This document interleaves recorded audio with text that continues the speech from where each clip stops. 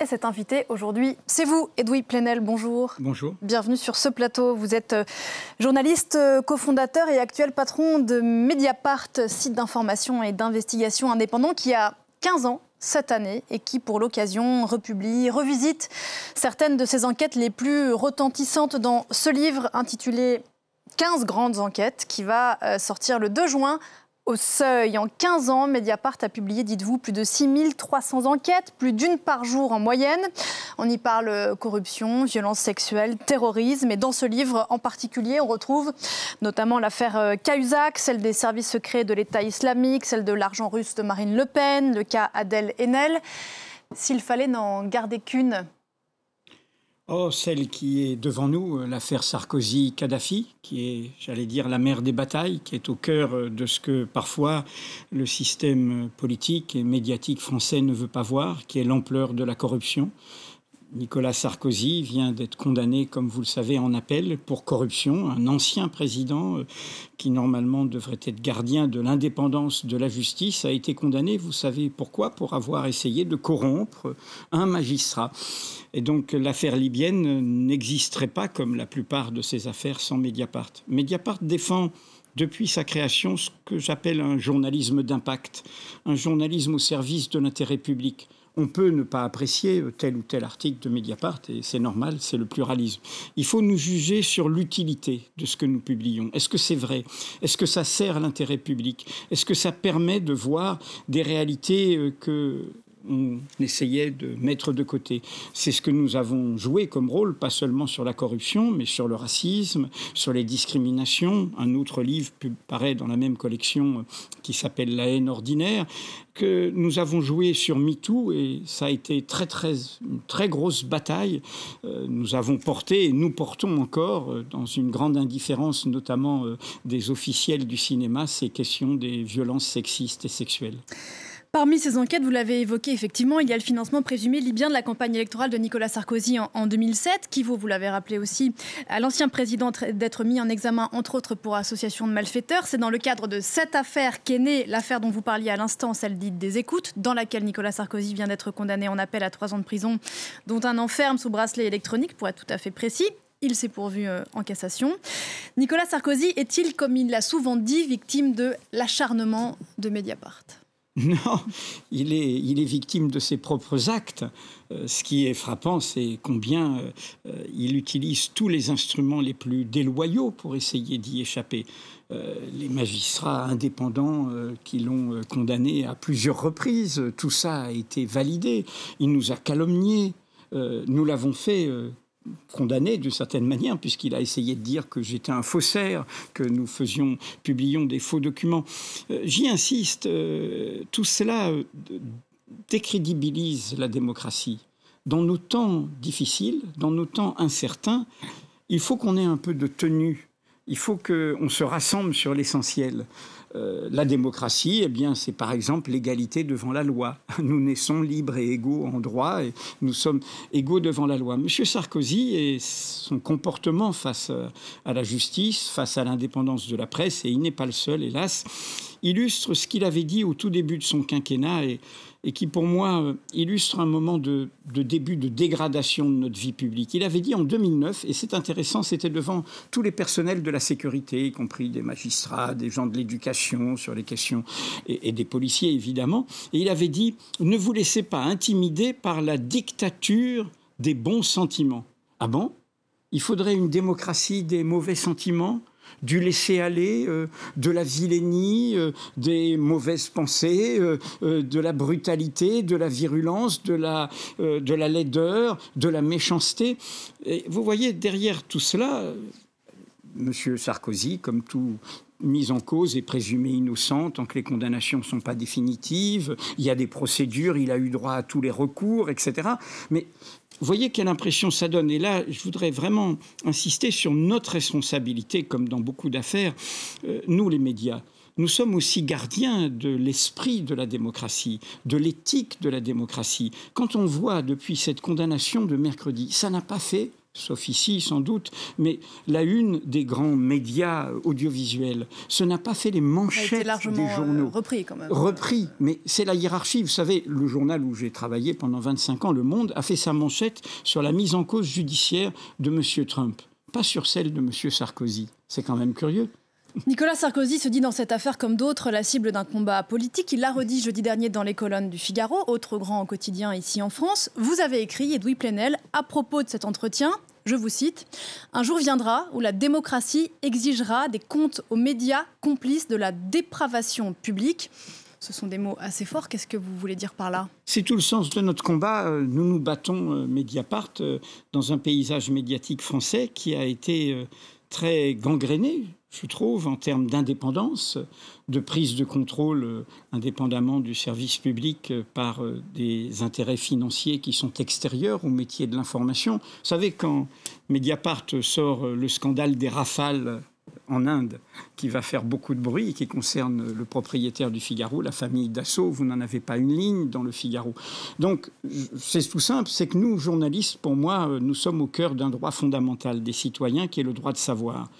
Et le droit de savoir la position de Nicolas Sarkozy, la sienne sur sa propre condamnation. Relisez cette interview, c'est pas la position, c'est une interview pleine de complaisance, où M. Sarkozy met en cause l'indépendance de la magistrate qui a écrit, petite parenthèse, le texte de l'arrêt de la Cour d'appel. Il n'y a qu'un seul média où vous pouvez le lire au moment où je parle, c'est sur Mediapart. Nous l'avons révélé hier. Donc voilà, c'est-à-dire que le Figaro ne se contente pas de lui donner la parole, il fait des éditos pour dire qu'il est une victime. Ça fait, excusez-moi, ça fait 12 ans l'affaire libyenne. 12 ans que nous la portons. 12 ans qu'à chaque étape, et M. Sarkozy a utilisé, y compris des moyens les plus déloyaux pour se défendre, nous avons franchi toutes ces étapes. Et donc, moi, je suis d'une profession où il y a des journaux différents, mais good news, elle est bonne cette info, elle est vérifiée, elle est recoupée, eh bien d'accord. Eh bien, Mediapart, c'est une bonne info. Eh bien, si c'est une bonne info, comme si le Figaro faisait une bonne info, c'est la une du Figaro ou de Mediapart. C'est ça le critère. Et là, nous avons un journaliste qui est aveuglé par des complaisances, des liens, des corruptions, parce que c'est une forme de corruption de ne pas vouloir voir les réalités. Et je n'ai pas d'embarras à le dénoncer. Le journalisme est aussi un champ de bataille. C'est en réaction à ce que vous dites être ce monde politico-médiatique qui nie la corruption et soutient les corrompus. Je vous cite que vous avez écrit cet autre livre, Edoui Plenel, dont je voudrais qu'on dise quelques mots rapidement, qui s'appelle « L'appel à la vigilance », qui est sorti aux éditions La Découverte. Et c'est dans lequel vous vous désolez de l'état de notre démocratie. Dans quel état est-elle ? La première phrase de ce livre, ça s'appelle « Que nous est-il arrivé ?» Ce livre est un hommage il revisite un appel d'il y a 30 ans qui avait été signé par 40 figures de la vie intellectuelle française et européenne sur la banalisation des idées d'extrême droite. Nous sommes dans un moment où, dans notre pays, y compris, on y revient dans des chaînes de télévision ou de radio privées, voire des journaux, non pas, je ne parle pas des partis, je ne parle pas de la représentation électorale de l'extrême droite, mais notre ennemi de toujours, c'est-à-dire les tenants de l'inégalité naturelle. Et à France 24, vous savez de quoi on parle, puisque vous parlez du monde, de la hiérarchie des civilisations, du fait qu'il y aurait des origines supérieures à d'autres, des apparences, des couleurs de peau, des croyances, des identités, des sexes, des genres. Eh bien, ces idéologies-là ont aujourd'hui pignon sur rue et micro ouvert. Cela commence par des mots. C'est une idéologie meurtrière. La France est hélas l'inventrice, par la voix de certains de ses publicistes, de deux mots simples qui hélas se diffusent dans d'autres pays, même le président tunisien les a utilisés, grand remplacement, qui sont un appel au meurtre, qui sont un appel à repousser une partie de la population, à la chasser au nom de l'origine. Et donc mon livre, L'appel à la vigilance, qui est cohérent avec ce que défend Mediapart et documente, c'est qu'on se ressaisisse. Ces idées-là ne doivent pas avoir micro ouvert. Les idées de l'inégalité naturelle, on ne les discute pas. On ne va pas discuter de savoir si les hommes sont supérieurs aux femmes. Non, ce que prétendent ces gens-là, sous toute dans toute culture, hein, ce n'est pas propre à la France. On ne va pas discuter de cela. On va défendre l'égalité naturelle. Nous naissons libres et égaux en droit et en dignité. Et comme le dit un des intellectuels qui a lancé cet appel, on ne discute pas recettes de cuisine avec des anthropophages. Et alors que nous est-il arrivé collectivement ? Il nous est arrivé, et ça rejoint ce que je disais tout à l'heure, nous sommes tous dans les acteurs du débat public, journalistes, personnes politiques, intellectuels médiatiques, éditorialistes, gardiens de l'état du débat public. Nous avons une certaine responsabilité. Nous devons avoir un peu de tenue. C'est un appel, tout simplement, ce livre, à retrouver un peu de tenue, un peu de dignité dans le débat public, un peu de correction, un peu de respect pour le bien commun. Et pour revenir au début de notre entretien, l'histoire de Nicolas Sarkozy et de ses nombreuses affaires judiciaires et du début de la brutalisation de notre vie publique. Vous savez, ça a commencé avec sa présidence. Rappelez-vous, ce ministère de l'immigration et de l'identité nationale qui associait la question de l'identité à la question de l'autre. Eh bien, la dégradation de la morale publique, de l'éthique, du souci du bien commun, eh bien, elle a commencé là, elle continue, et loin, hélas, c'est un des thèmes de ce livre, d'y faire barrage, la présidence qui a été à 2 reprises élue pour y faire face, pour tenir la digue de l'égalité, de principes qui nous rassemblent dans notre diversité. Hélas, à son tour, il fait la courte échelle. Donc, j'espère que les bonnes volontés, quelles qu'elles soient, entendront cet appel. À propos de brutalité, une dernière question, Edoui Plenel. Il y a une semaine, les spectateurs du Palais des Festivals à Cannes ont réservé une standing ovation à la réalisatrice française Maïwenn, venue présenter son dernier film, réalisatrice qui a reconnu avant le festival sur un plateau télé vous avoir agressé cet hiver à Paris dans un restaurant et qui en a ri lors de cette émission. Vous avez porté plainte. Vous avez parlé d'un geste politique. Oui, Maïwenn est engagée dans un combat anti-MeToo. Il arrive que des personnes qui ont été victimes de violences ou de domination elles-mêmes prennent la défense de leur domination, de leurs dominateurs et de leurs oppresseurs. C'est pour moi le cas de Maïwenn. Je ne connais pas cette personne, je serais incapable de la reconnaître. Elle n'a pas agressé un individu, mais le directeur d'un journal, Mediapart, qui dérange beaucoup de gens par ses révélations, par l'utilité de ses révélations, et notamment dans le cas de Maïwenn, elle a été mentionnée dans le cadre d'une de nos enquêtes MeToo qui concerne son premier mari et le père de son premier enfant, Luc Besson. Elle aurait pu tout à fait venir vers moi et me dire « je déteste votre travail » et elle a tout à fait le droit. Elle aurait pu aussi après s'excuser, ce que mon avocat a demandé à son avocat. Elle a refusé. Donc nous avons déposé plainte. Je dis nous parce que moi je ne le fais pas en mon nom seulement. Je représente un journal et l'agression du directeur d'un journal parce que son contenu vous déplaît, c'est un feu vert à l'impunité, à la violence.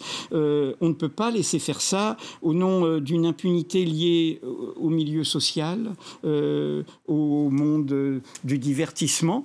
C'est une question de principe. Eh bien, voilà, nous avons défendu cette question de principe. Mais vous avez raison de le dire, le plus choquant dans tout cela, c'est le fait, on y revient, je suis désolé d'être un petit grain de sable et un petit caillou dans la chaussure de notre profession, c'est de voir tout un monde médiatique qui en rigole, qui ne considère pas que ce soit une affaire et qui d'ailleurs, vous êtes la première sur un plateau de télé à me demander ma réaction, qui ne m'a pas demandé de réagir. Et bien voilà, c'est fait. Donc merci beaucoup, Edoui Plenel, d'être venu ce matin sur ce plateau. 2 livres, l'appel à la vigilance, à la découverte et Mediapart 15 enquêtes qui sort, lui, au mois de juin. Merci d'être venu nous en parler ce matin, Edoui Plenel. Bonne journée à vous. On se retrouve juste après la pause. On est très en retard. À tout de suite.